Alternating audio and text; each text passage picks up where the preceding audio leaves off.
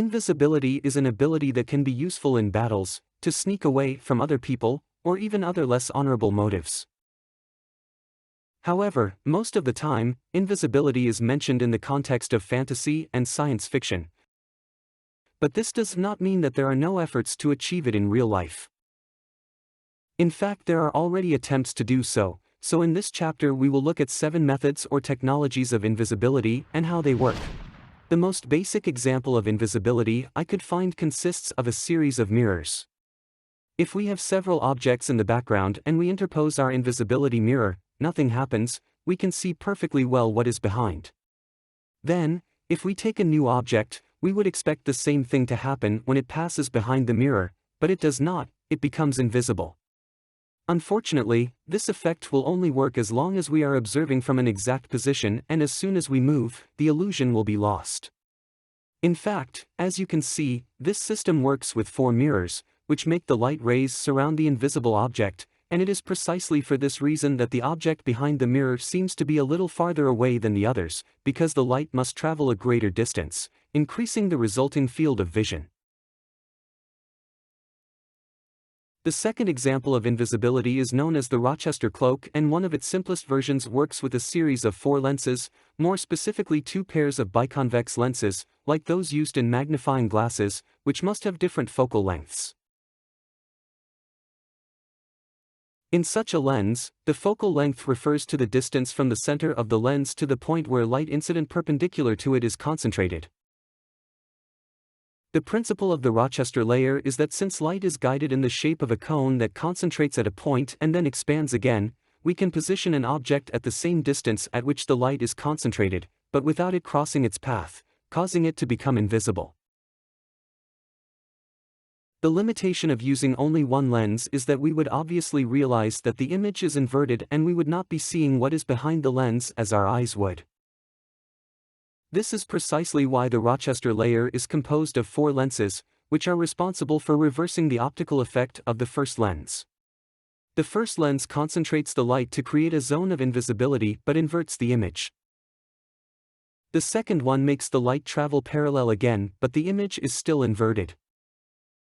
The third one concentrates the light, generating a second zone of invisibility and returning the orientation of the image to its original shape, but still with the distortion of a lens.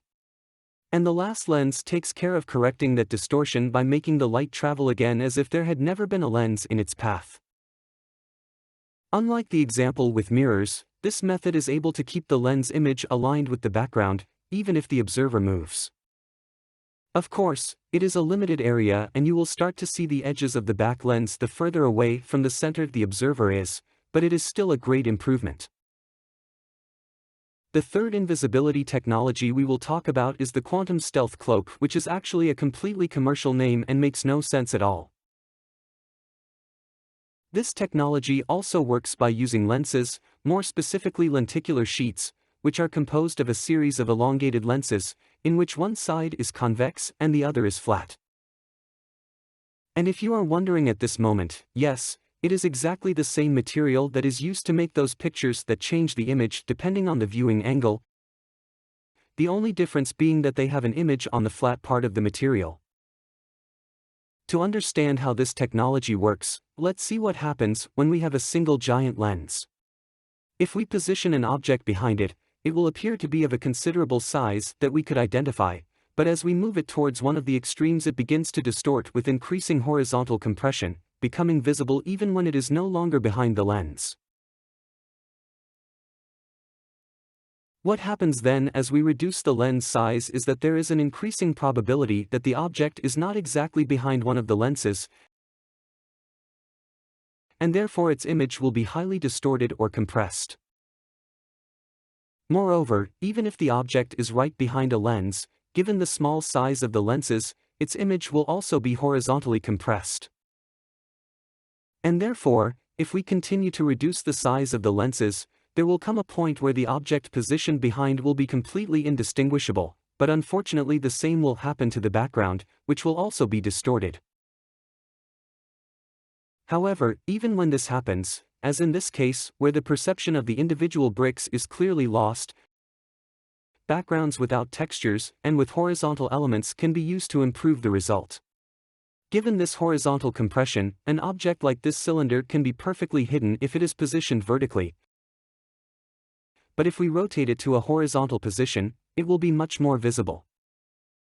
Finally, the last feature I want to mention about this technology is that the effect is highly dependent on the distance between the lenticular sheet and the object, rapidly losing its effectiveness as the distance decreases. Unlike the two previous examples, in this one we could notice that there is something between us and the background due to the high distortion, although it would still be difficult to distinguish what is hidden.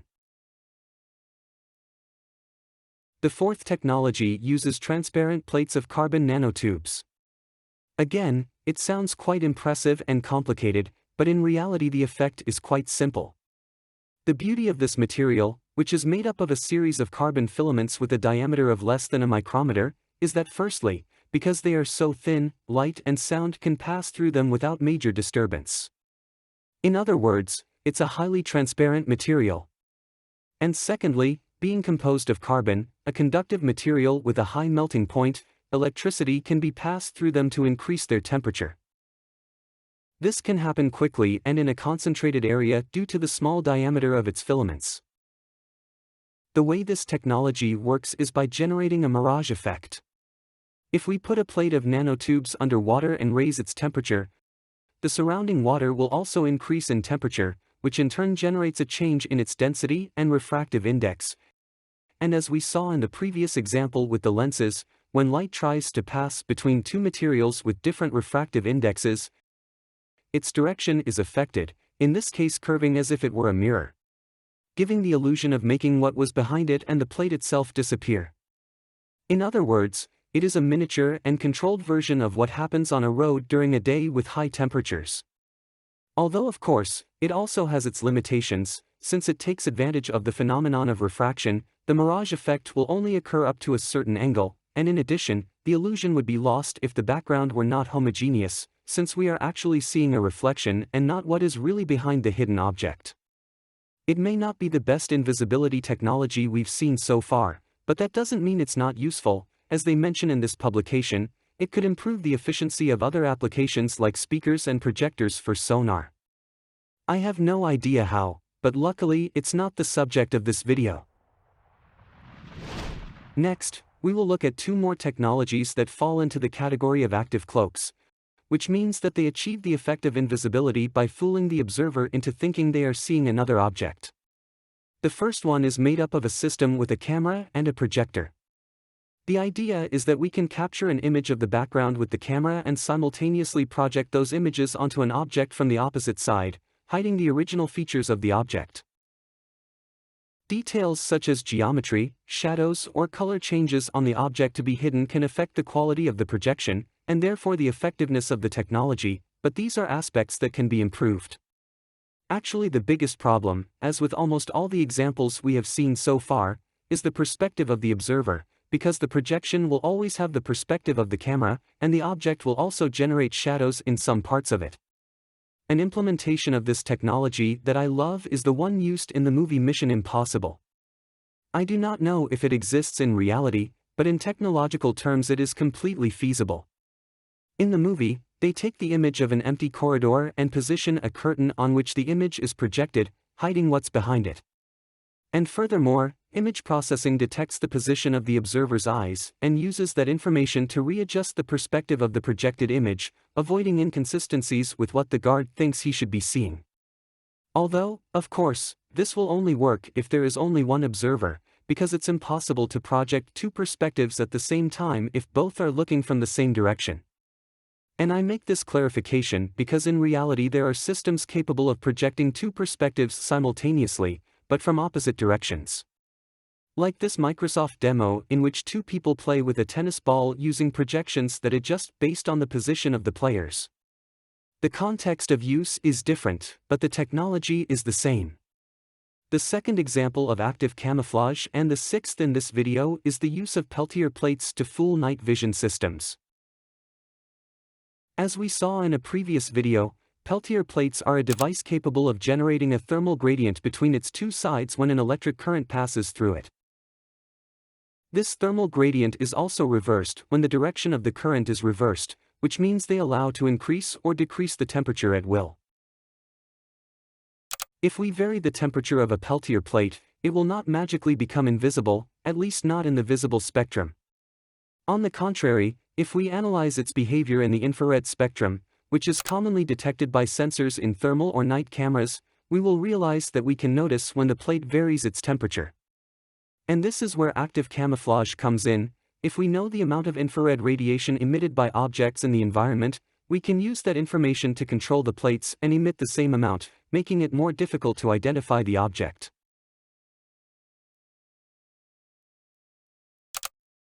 Even in arrays with a larger number of plates, we could simulate the radiation emitted by a totally different object, as in this demonstration in which a tank simulates the thermal footprint of a totally harmless car. It might not be invisible to our eyes, but it is useful as a countermeasure against other observation technologies, similar to the last example we will see, aircraft with stealth technology.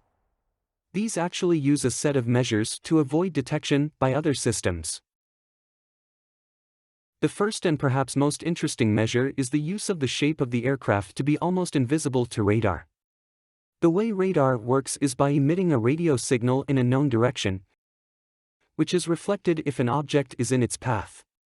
In this way, by detecting the strength of the bounce signal and time lag, the approximate size and distance of the object with which it collided can be known. Understanding this, for this signal bounce to occur, the surface with which it collides must ideally be perpendicular to the direction of signal propagation.